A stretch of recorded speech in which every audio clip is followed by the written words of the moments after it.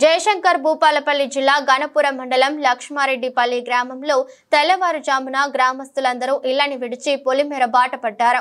గ్రామంలో అందరూ పాడి పంటలు ఆయురారోగ్యాలతో బాగుండాలని ఉదయాన్నే కల్లాపు ముగ్గులు వేయకుండా గ్రామంలోని అందరూ గ్రామ పొలిమేరలో పిల్ల జల్ల కుటుంబ సమేతంగా వంటలకు తరలి వెళ్లారు. వంటలు వండుకొని రోజంతా అక్కడే ఉండి సహపక్తి భోజనాలు చేసి తిరిగి ఇంటి ముఖం పడతారు. ప్రతి సంవత్సరం ఈ మాసంలో వెళ్తున్నట్లు తెలిపారు.